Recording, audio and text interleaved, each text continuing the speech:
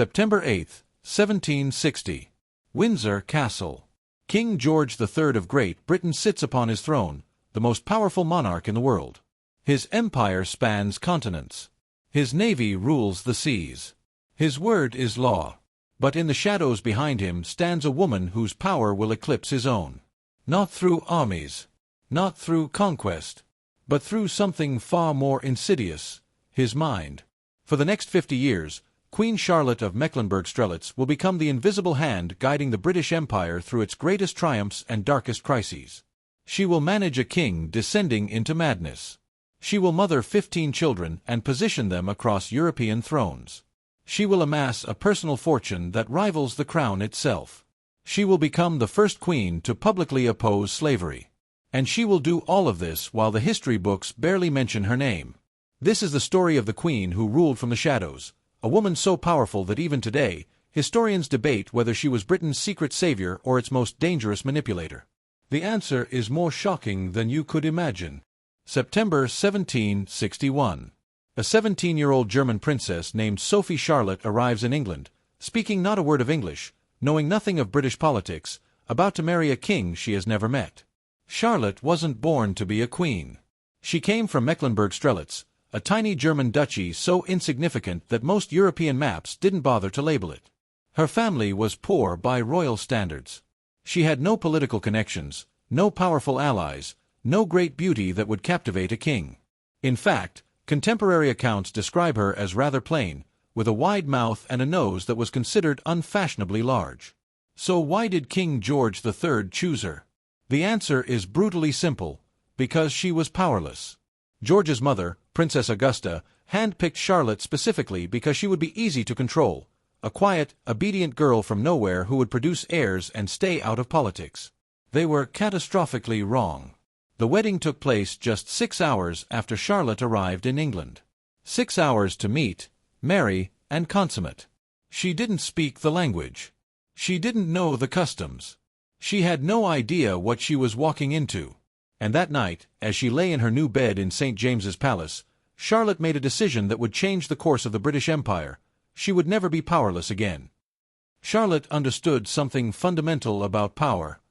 Knowledge is everything. Within months, she could speak English fluently. Within a year, she had mastered court politics better than courtiers who'd spent their entire lives navigating them. She studied obsessively: science, philosophy, music, botany, art. She befriended intellectuals, artists, composers. She turned her residence, Buckingham House, into a cultural center rivaling any in Europe. But this wasn't vanity. This was strategy. Every artist she patronized owed her a favor. Every intellectual she supported became part of her network. Every cultural event she hosted was an opportunity to gather intelligence, to observe who aligned with whom, to identify who could be useful. And she needed that network. Because by 1765, just 4 years into her marriage, Charlotte noticed something terrifying. Her husband was losing his mind.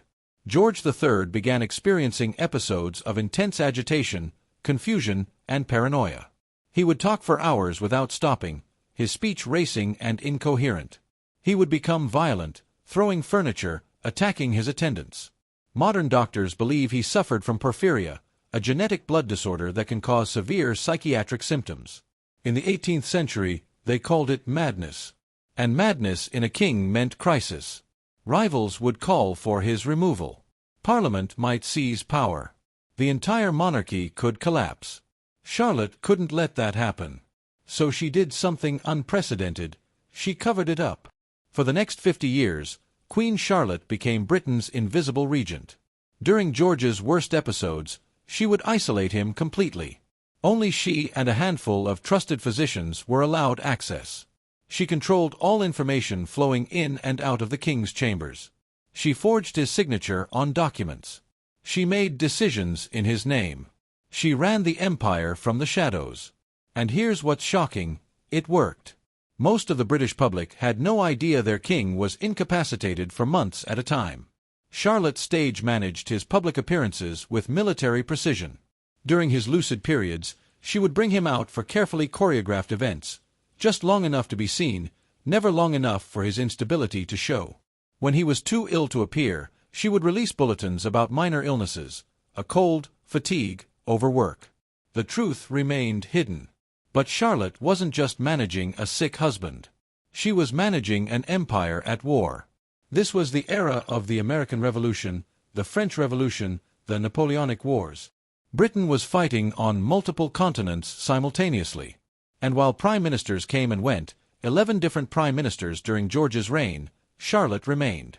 Constant. Watching. Influencing. She couldn't make policy directly. Women weren't allowed in Parliament, weren't part of the official government. So she worked through proxies. She advised prime ministers in private. She influenced appointments. She whispered in the right ears at the right moments. And slowly, almost imperceptibly, the British government began reflecting Charlotte's priorities. In 1788, something unprecedented happened. Queen Charlotte, who had never made a public political statement, who had spent decades carefully maintaining the appearance of a dutiful, non-political wife, suddenly threw her weight behind one of the most controversial movements in British history, the abolition of slavery. Her support wasn't publicized. It wasn't announced in newspapers. But within abolitionist circles, everyone knew the Queen was on their side. She met secretly with abolition leaders, including Olaudah Equiano, a freed slave whose autobiography had shocked British society. She used her influence to pressure members of Parliament. She made it known that those who supported abolition would find favor at court, while slavery defenders would not. Why did she do this? Some historians point to her rumored African ancestry, a claim that remains hotly debated but was whispered about even during her lifetime. Physician Baron Christian Friedrich Stockmar described her as having a true mulatto face. Others noted her wide nose and full lips, features unusual in German royalty. Whether she had African heritage or not, what's undeniable is this: her support gave the abolition movement legitimacy at the highest levels of British society. The slave trade was abolished in the British Empire in 1807, just 7 years before Charlotte's death. Full emancipation came in 1833. Without Charlotte's invisible influence, that timeline might have been decades longer. But here's the paradox. While Charlotte opposed slavery, she lived in unimaginable luxury built partly on colonial exploitation. She wore jewels mined by enslaved people. She drank tea harvested by indentured servants. She ruled an empire that would continue to extract wealth from colonized peoples for another century. Was she a hypocrite? Or was she doing what she could within an impossible system? History offers no simple answer. But Charlotte's greatest power move wasn't political. It was dynastic. Between 1762 and 1783, she gave birth to 15 children. 15. 9 sons, 6 daughters. This wasn't just biology. This was empire building. Charlotte understood something that would define European politics for the next century. Royal marriages were alliances, and children were chess pieces. She married her daughters across European thrones with ruthless strategic precision. Princess Royal Charlotte married the King of Württemberg. Princess Elizabeth married the Landgrave of Hesse-Homburg. Her son Ernest became King of Hanover. Her granddaughter Victoria would become Queen of England and marry Prince Albert, spreading Charlotte's bloodline across every major European throne. By the time of World War I, Kaiser Wilhelm of Germany, King George V of England, and Tsar Nicholas II of Russia would all be Charlotte's direct descendants. She didn't just influence British politics. She shaped the genetic and political landscape of an entire continent. But there was a dark side to this dynastic obsession. Charlotte was a controlling, often tyrannical mother. She kept her daughters isolated, forbidding them from marrying until they were well into their 30s, far past the typical marriage age for royalty. Why? Because married daughters would leave court, and Charlotte needed them under her control. Princess Sophia was 40 before she married. Princess Amelia never married at all, dying at age 27, heartbroken and isolated. The princesses called their lives at court the nunnery. They were prisoners of their mother's ambition. By 1810, King George III's condition had deteriorated beyond Charlotte's ability to manage it. He was blind. He was deaf.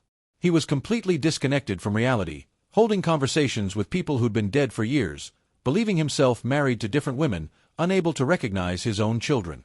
For months, Charlotte tried to maintain control, but the crisis could no longer be hidden. Parliament finally acted. In 1811, they passed the Regency Act, officially transferring power to George's eldest son, the Prince of Wales, who became Prince Regent. Charlotte had been outmaneuvered.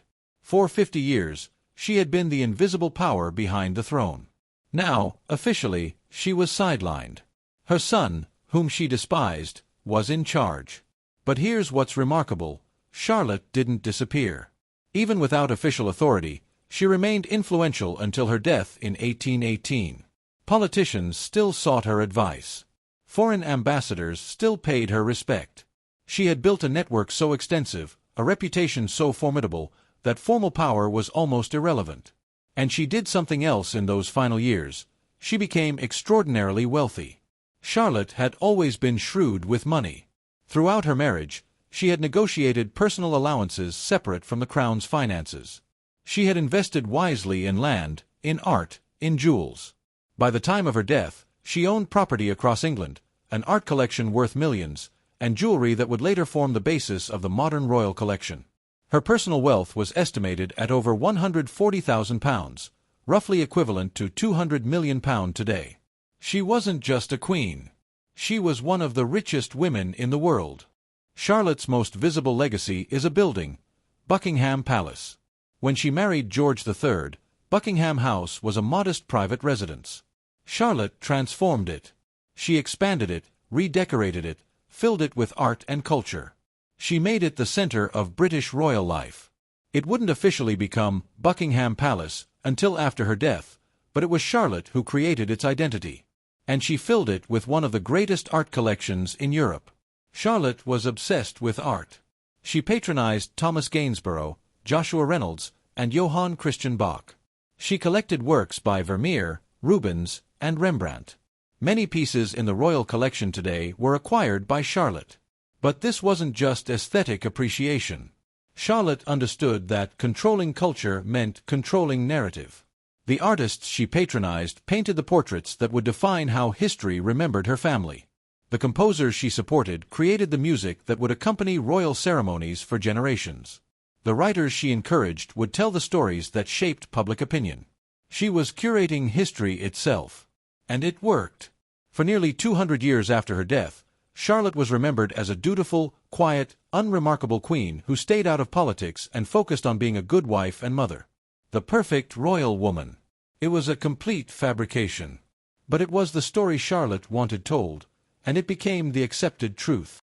It wasn't until the late 20th century that historians began uncovering the real Charlotte.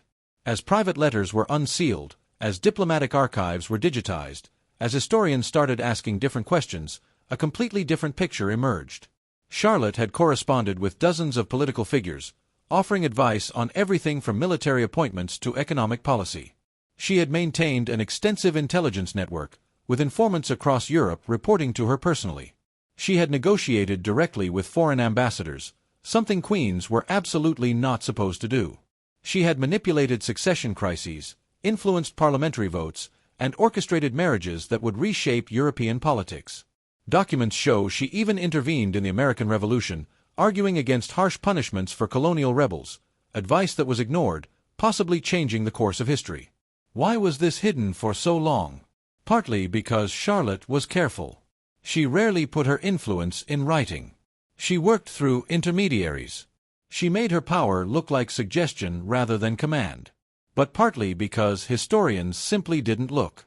For centuries, royal women were assumed to be decorative, not political. Their letters weren't considered important historical documents. Their influence wasn't taken seriously. Charlotte's genius was recognizing this blindness and exploiting it.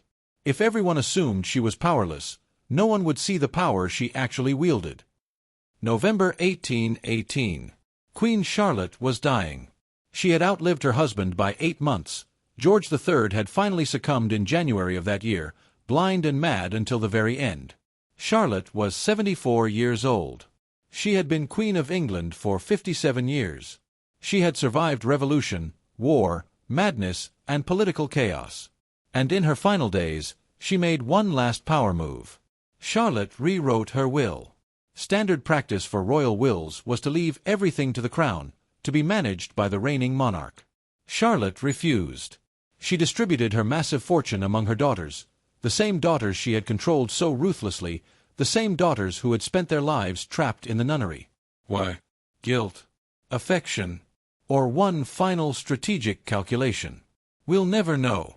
What we do know is that Charlotte's daughters suddenly had independent wealth and freedom for the first time in their lives.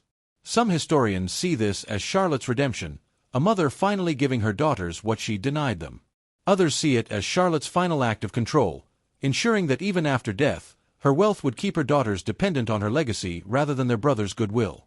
On November 17, 1818, Charlotte died at Queen Palace, surrounded by her family. Her final words were reported as a prayer in German, her native language. After 57 years in England, at the moment of death, she returned to where she began. Charlotte's funeral was grand, as befitted a queen. But within a generation, she had been largely forgotten. History books mentioned her only in passing: George III wife, mother of 15 children, a footnote to more important men. Her political influence was ignored. Her cultural legacy was attributed to others. Her wealth was folded into the general royal fortune. She became invisible again. But not entirely. In 2020, the Netflix series Bridgerton reimagined Queen Charlotte as a character, sparking renewed interest in her life. Suddenly, people wanted to know, who was this queen? Why don't we know more about her? The questions led to discoveries, to unsealed letters, to re-examined evidence, to a slow recognition that one of the most influential figures in 18th-century Britain had been hiding in plain sight for 200 years. Today, historians are still debating Charlotte's true impact. Some argue she was Britain's first true power behind the throne, more influential than any official regent. Others claim she's been overestimated, that her influence has been exaggerated by modern historians looking for hidden female power. The truth, as always, is probably somewhere in between. But what's undeniable is this: Charlotte understood power in ways that her contemporaries, male and female, did not. She understood that invisibility could be strength, that patience was a weapon, that controlling information was more valuable than controlling armies. Walk through Buckingham Palace today, and you're walking through Charlotte's vision. Look at the British royal collection, and you're seeing art she acquired. Trace the lineage of European monarchies, and you'll find her bloodline in nearly every throne. Queen Elizabeth II was Charlotte's direct descendant. King Charles III carries her genes. The modern British monarchy exists, in part, because Charlotte held it together during its most vulnerable period. But perhaps Charlotte's greatest legacy isn't what she built. It's what she taught us about power itself. Power doesn't always announce itself.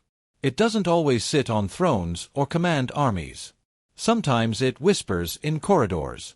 Sometimes it arranges marriages and chooses art. Sometimes it rules from the shadows, invisible until you know where to look. Charlotte was never supposed to be powerful. She was chosen specifically because she would be weak, controllable, irrelevant. Instead, she became one of the most influential women in British history. Not by demanding power, but by taking it. Quietly, patiently, invisibly. There's a portrait of Queen Charlotte in the royal collection, painted by Thomas Gainsborough in 1781. She's seated on a throne, draped in royal finery, looking directly at the viewer with an expression that's impossible to read. Is it confidence? Defiance? Knowledge of secrets we'll never uncover? For 2 centuries, people walked past that portrait without really seeing it. Just another queen.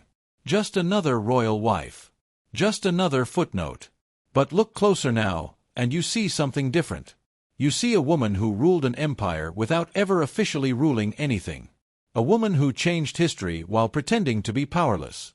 A woman who understood that the most dangerous throne is the one no one knows you're sitting on. This was the queen who ruled from the shadows. And her shadow is longer than we ever imagined.